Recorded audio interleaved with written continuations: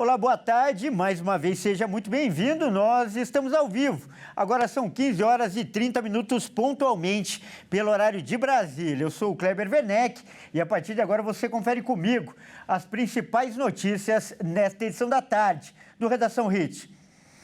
E olha só, subiu para 11 o número de pessoas mortas após um ônibus tombar em Minas Gerais. Isso aconteceu nesta madrugada. Mais de 30 pessoas ficaram feridas e entre as vítimas, 2 são crianças de 2 e 4 anos. Um ônibus da Aviação Real Expresso levava 50 passageiros quando tombou na rodovia MG 223, no trevo do Queijinho, entre Araguari e Tupaciguara, no Triângulo Mineiro. O acidente aconteceu nesta madrugada. O veículo teria perdido o controle e tombou na rodovia. Entre os feridos, 5 foram encaminhadas para o Hospital da Universidade Federal de Uberlândia e outros 13 passageiros feridos foram levados para a UPA de Araguari. Equipes de resgate das cidades de Araguari, Tupaciguara e Uberlândia foram mobilizadas para o atendimento da ocorrência. Os trabalhos de resgate contavam com o apoio do Serviço de Atendimento Móvel de Urgência. Olha, e que notícia triste, além de triste, preocupante, né? Porque esse tipo de caso, infelizmente, tem se repetido no país. E para falar mais sobre isso, o nosso repórter, o Fernando Jesus, está lá na Superintendência Regional da Polícia Rodoviária Federal, que fica na Zona Norte de São Paulo, e vai falar mais sobre esse assunto. Boa tarde, Fernando. Seja muito bem-vindo ao nosso jornal. Boa tarde, Kleber. Boa tarde a todos que nos assistem. A gente está aqui no prédio da PRF e como a gente viu aí na matéria, mais um acidente de ônibus e olha só, um dado recente mostra que no ano de 2024 os acidentes envolvendo ônibus aumentou em 32%. Além deste acidente em Minas Gerais, que a gente acabou de ver na matéria, um outro acidente aconteceu no Rio Grande do Sul com um ônibus que capotou com 35 pessoas. E dessas 35, o acidente deixou 26 pessoas feridas e 7 vítimas fatais. E eu estou aqui na PRF para conversar com o Alessandro Tomás, ele que é inspetor viário da PRF, e a gente vai ter uma palavrinha com ele. Boa tarde, Alessandro. Seja muito bem-vindo ao nosso jornal. A primeira pergunta que eu te faço é qual a explicação para esse aumento dos acidentes? Na sua visão como profissional, qual a sua avaliação para esses acidentes? Antes de mais nada, boa tarde, Fernando, boa tarde, Kleber, boa tarde aos profissionais do jornal que fazem um jornalismo de qualidade e boa tarde principalmente à audiência do jornal.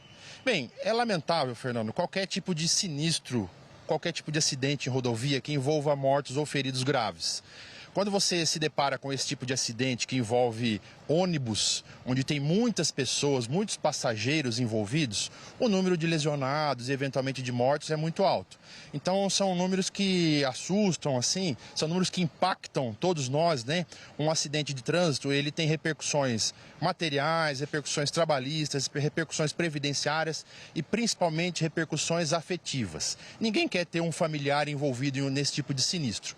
A PRF, ela tem atuado para combater, para prevenir esse tipo de sinistro, esse tipo de acidente, de várias formas.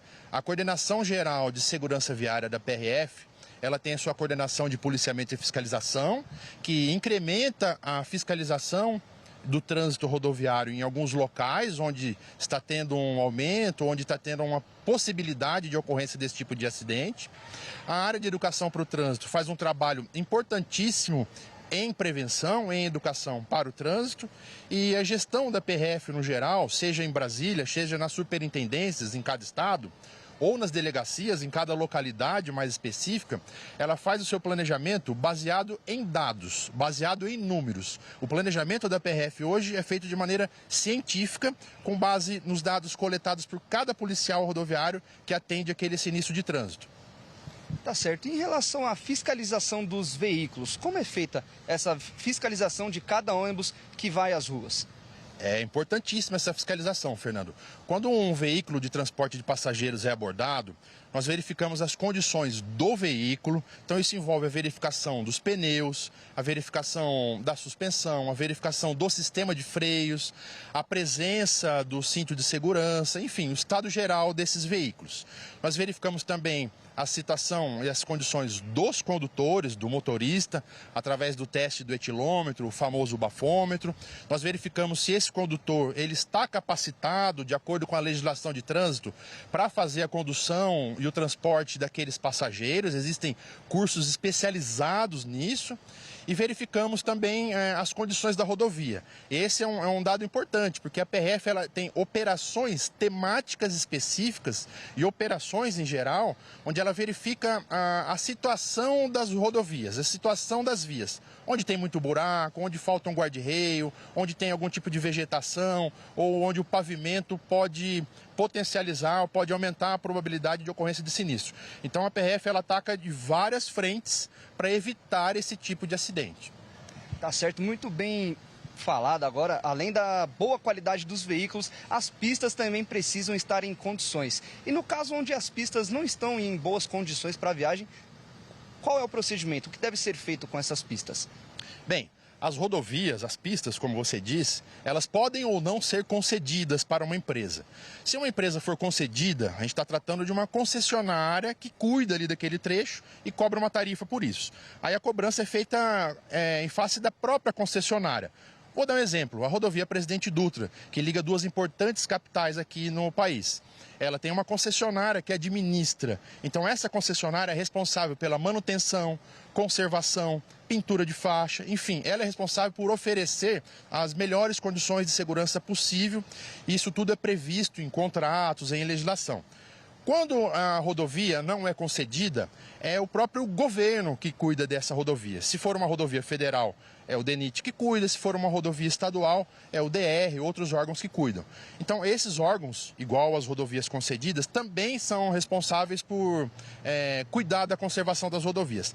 A PRF, ela indica quais pontos precisam de intervenções mais rápidas, mais urgentes, quais pontos é possível ser colocado um aparelho para monitorar a velocidade, quais pontos precisam de uma intervenção, por exemplo, em serras. Existem hoje pontos de fuga, onde os veículos de carga que perdem o freio na descida da serra, eles podem sair da rodovia e estar entrando em um local seguro.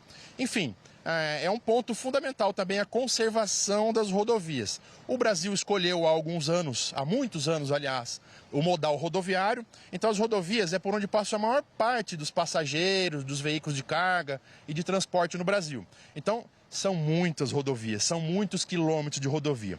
Às vezes a rodovia onde você está vendo, enxergando, ela é muito bem conservada. Às vezes essa rodovia não é tão bem conservada. E uma rodovia mal conservada é um sinal verde para a ocorrência de acidentes. Tá certo, Alessandro. Muito obrigado pelas informações que com certeza foram muito valiosas para o nosso telespectador que prezam principalmente pela segurança na estrada. Bom, obrigado, Fernando, e obrigado também ao comando da Polícia Rodoviária Federal, que sempre nos atende muito bem.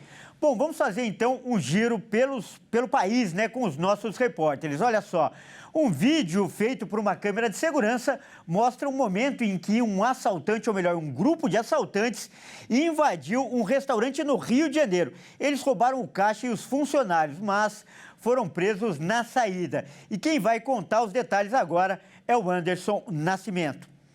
Um restaurante localizado na Avenida Epitácio Pessoa, na Lagoa, zona sul do Rio, foi assaltado no fim da noite do último domingo. O estabelecimento já estava fechado para os clientes, mas os criminosos renderam e agrediram os funcionários e roubaram os pertences deles e o dinheiro do caixa. Uma câmera de segurança do estabelecimento registrou o momento em que os bandidos, encapuzados e cobrindo os rostos, entraram com armas em punho no restaurante. Ao menos 4 vítimas conseguiram fugir enquanto os criminosos percorriam o salão. Algumas pessoas foram forçadas a ir para o fundo da loja. De acordo com a segurança presente, os bandidos tentaram fugir quando os policiais chegaram ao local. Mas após correrem atrás dos suspeitos, os agentes conseguiram prendê-los. Com a dupla, Foram recuperados celulares, cartões, além de dinheiro em espécie. E olha só, quase 40 hectares de plantação de maconha foram destruídos na fronteira entre o Brasil e o Paraguai. A ação fez parte de uma grande operação conjunta das polícias dos dois países. E quem vai contar essa história agora em detalhes é o nosso repórter Wellington Pael. A Operação Nova Aliança foi deflagrada pela SENAD, a Secretaria Nacional Antidrogas do Paraguai, em conjunto com a Polícia Federal Brasileira. Em 3 dias, foram destruídos 89 hectares de lavoura de maconha, o que, segundo a SENAD, equivale a 120 campos de futebol. Ainda foram destruídos 84 acampamentos utilizados por narcotraficantes e 54 toneladas da droga prontas para distribuição, encontradas em centros de produção clandestinos. Essa força-tarefa, que continua pelo menos até a próxima segunda-feira, dia 14, acontece no departamento de Amambai, que é o equivalente a um estado paraguaio, cuja capital é Pedro Juan Cabaleiro, cidade gêmea da brasileira Ponta Porã, aqui em Mato Grosso do Sul. De acordo com o ministro da SENAD, essa fase da operação acontece em um período considerado de pico para a produção ilícita de maconha, que tem como principal destino o Brasil. Cabe destacar que tenemos en temporada alta, que es actualmente un promedio de 30, 32 hectáreas por día que son erradicadas en la zona, o sea, cultivos ilícitos de marihuana que son erradicados. Entonces estamos hablando de una temporada alta de producción, de cosecha, con muchísima cantidad de marihuana picada encontrada en los diversos campamentos. 25.000 kilos promediando por día. Resultados altamente positivos, obviamente, para ambos países, tanto para Paraguai como Brasil. Essa é a 49ª edição da Operação Nova Aliança, que já causou um prejuízo de 35 milhões de reais ao crime organizado. A iniciativa é considerada o maior esforço internacional para acabar com esses plantios ilícitos de maconha no mundo. Também envolve a Força Aérea e o Ministério Público Paraguaio. Olha aí, um belo trabalho tanto da polícia brasileira quanto da polícia paraguaia. E olha só, agora nós vamos ver um vídeo chocante. Uma câmera de segurança de Santa Catarina registrou um momento em que uma menina de 10 anos é atropelada. E as imagens mostram bem na hora, né, quando a criança é atingida pelo carro e lançada longe. A Michele Veiga vai contar essa história. Uma criança de apenas 10 anos foi atropelada em Penha, no litoral norte do estado, ali na região já da Grande Florianópolis, quando tentava atravessar a rua. Uma menina de apenas 10 anos foi atravessar correndo, como vocês observam nas imagens. Ela estava acompanhada de outra criança e acabou sendo atingida por um carro e acabou sendo lançada um pouco longe da localidade. Ela teve ferimentos no abdômen, teve ferimentos no rosto e também em uma das pernas. O motorista ficou no local, atendeu prontamente, esperou a menina ser encaminhada ao SAMU e, de acordo com a Prefeitura de Penha, essa rua ela tinha informações, tinha ali a sinalização adequada de faixa de pedestre e também de lombada, mas como ela foi recapeada recentemente, essa sinalização não foi colocada ainda na rua, né, na localidade. Mas esse acidente chama a atenção pela orientação, né, de pais e também aí tutores das crianças para essa situação de atravessar as ruas. Aqui em Criciúma, na última semana, infelizmente, uma criança de apenas 13 anos veio a óbito também numa tentativa de atravessar uma rua onde o local estava um pouco mais escuro, ele estava vindo de bicicleta, o carro também não o viu e acabou sendo atropelado. O motorista também acabou ficando ali na localidade, mas depois se evadiu com medo de ser linchado pela comunidade e depois, com a resolução do caso, com as câmeras de segurança tendo as suas imagens divulgadas, viu que realmente o motorista não teve culpa da situação e, infelizmente, o menino veio a óbito. Situações, né, que podem ser prevenidas com orientação. Orientar as crianças, né, olhar para os dois lados antes de atravessar a rua, nunca atravessar correndo, se cair objetos, cuidado ao tentar pegá-los, tudo isso para evitar esses acidentes de trânsito que, no caso dessa menina, graças a Deus, não foi fatal, mas como eu disse, aqui em Criciúma, a gente teve um caso semana passada que, infelizmente, um menino perdeu a vida. E também não foi a primeira vez. Nesse ano, só aqui em Criciúma, já foi o segundo caso. Uma outra criança também, ao tentar atravessar na frente de um ônibus, também foi atropelada devido a não conseguir enxergar. O motorista não enxergou porque ela atravessou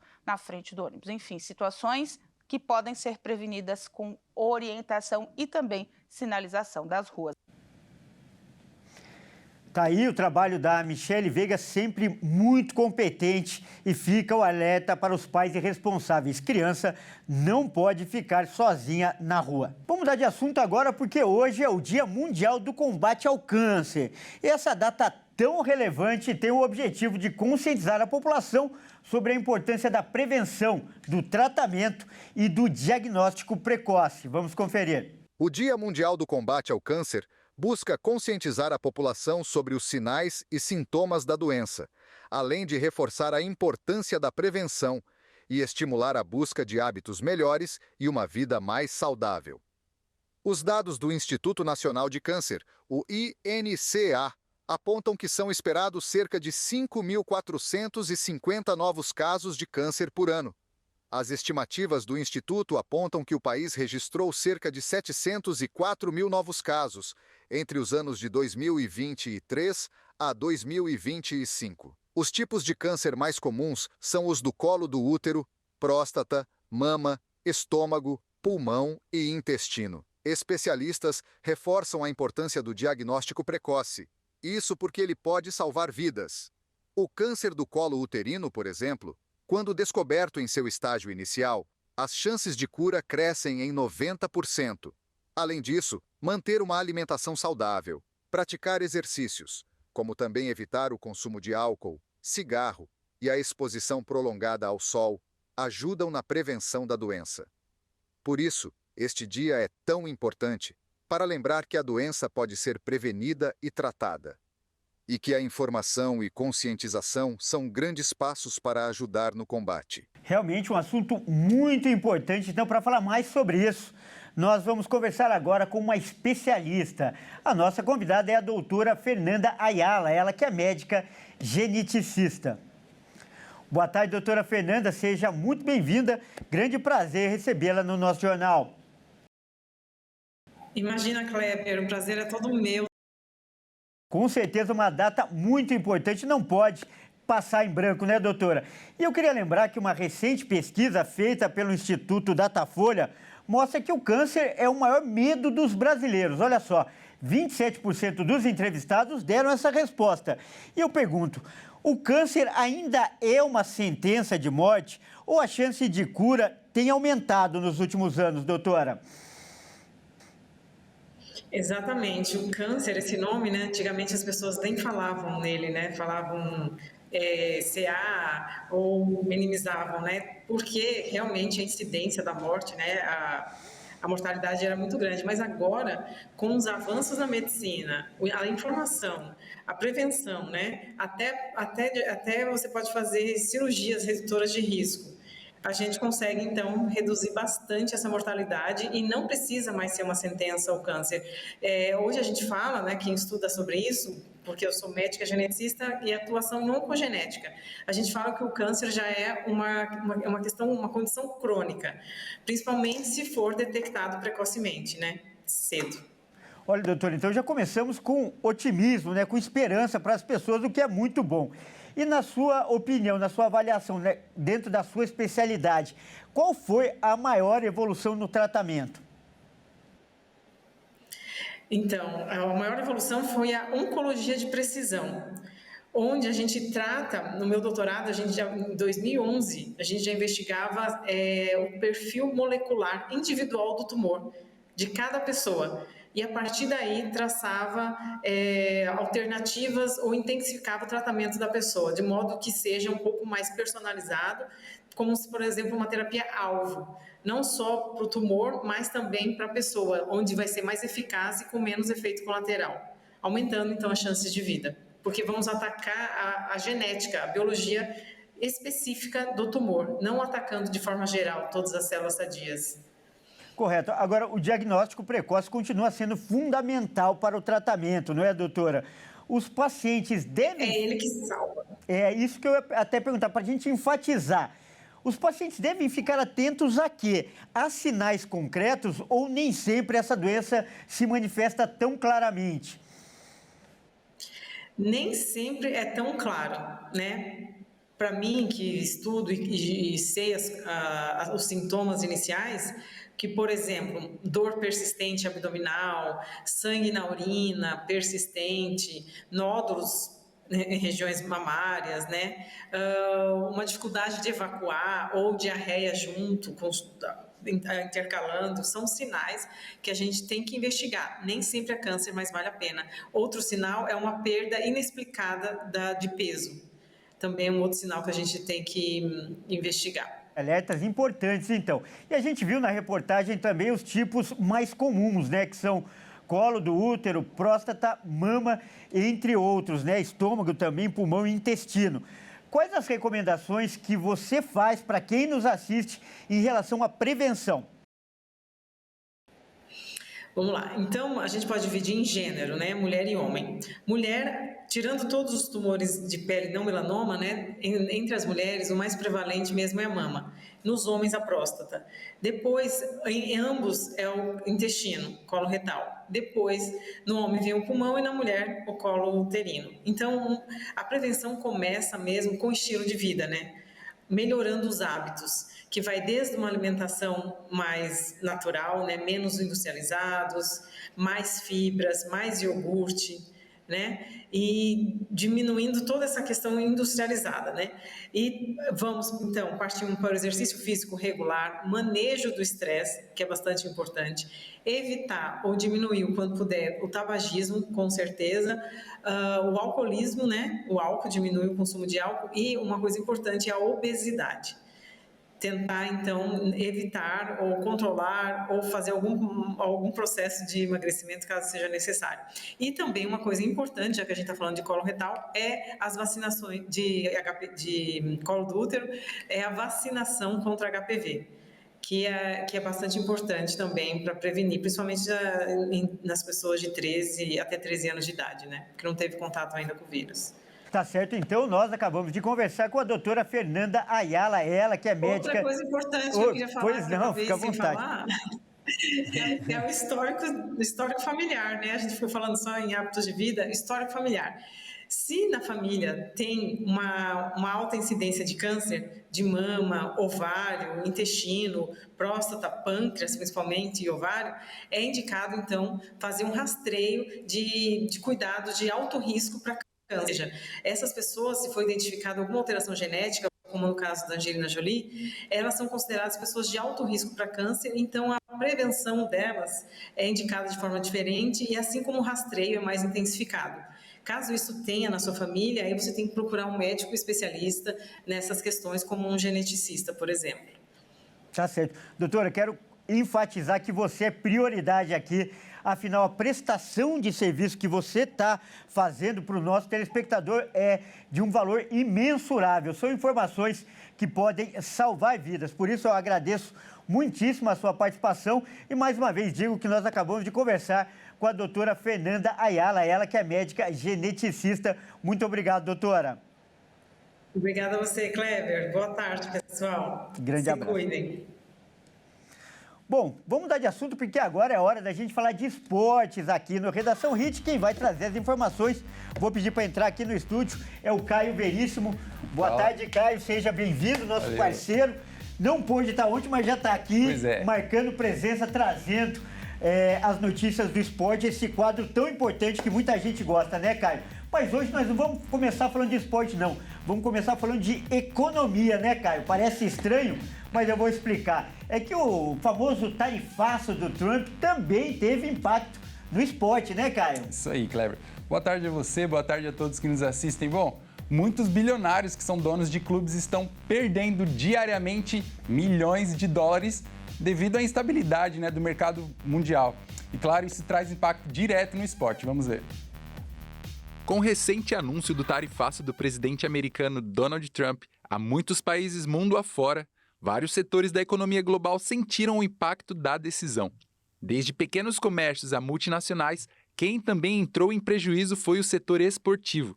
Isso porque alguns dos principais bilionários do planeta são donos de equipes e franquias esportivas, e justamente estes estão sentindo na pele os resultados assustadores na queda da bolsa de valores ao redor do mundo. o que fez com que bilhões de dólares sumissem de suas contas da noite para o dia. Entre os mais afetados pela instabilidade está o francês Bernard Arnault, presidente do grupo Louis Vuitton e dono do Paris Futebol Clube, time da segunda divisão francesa. Em uma semana, sua fortuna despencou de 178 bilhões de dólares para 146 bilhões, ou seja, uma redução de 32 bilhões de dólares que certamente vão impactar em seus negócios e também no clube. Outro nome de peso é Steve Ballmer, proprietário do Los Angeles Clippers, time de basquete da NBA. Ballmer viu seu patrimônio encolher em 8 bilhões de dólares, caindo de 118 bilhões para 110 bilhões. Mais um bilionário que amanheceu um pouco menos rico foi Miriam Adelson, dono do Dallas Mavericks, também da NBA. Com prejuízo de 5 bilhões de dólares, sua fortuna agora está em 27 bilhões. Para piorar, os donos de times da NBA dizem que estão sendo prejudicados por Trump, mas ele jura que sempre amou o basquete. Por falar em dinheiro, né, o São Paulo renovou a parceria com o seu patrocinador master. Conta pra gente, cara, parece que é um contrato gordo, né? Isso aí, muita grana, Clever. Bom, dentre os termos acertados, a patrocinadora prometeu um novo CT para o clube, mais de R$1 bilhão até 2030, veja só. O tricolor anunciou a renovação de seu contrato com a casa de apostas Superbet até o fim de 2030. Ano em que o clube completa 100 anos. Os valores podem chegar a R$1 bilhão, mas essa não é a única e principal novidade. Entre as propriedades que a Superbet vai ter direito de explorar no novo contrato com o São Paulo, está o CT da Barra Funda, local utilizado pelo tricolor para treinos e concentração para os jogos, que passará a se chamar Super CT com o novo contrato. A casa de apostas também vai estampar sua marca no avião do clube, que leva os jogadores para as partidas fora de casa. O novo contrato de patrocínio entre São Paulo e Superbet aumentou em relação ao anterior, que era válido até o fim de 2026. O clube paulista tem trabalhado para fechar contratos longos até o ano do centenário do clube. Até aqui, o tricolor já tem um pouco mais de R$2 bilhões em receitas fixas garantidas até o fim de 2030, já contando com o novo vínculo da casa de apostas. Mas vamos falar agora de bola rolando, né, Caio? Afinal, hoje tem jogo do Corinthians pela Sul-Americana e é uma partida importantíssima, não é mesmo, Caio? Importantíssima, Kleber. Bom, hoje o Timão visita o América de Cali lá na Colômbia e precisa demais dessa vitória. E olha, se já não fosse difícil, 5 desfalques deixam a situação ainda pior. Vamos conferir. Corinthians e América de Cali se enfrentam hoje às 9h30 da noite no Estádio Olímpico Pascoal Guerreiro.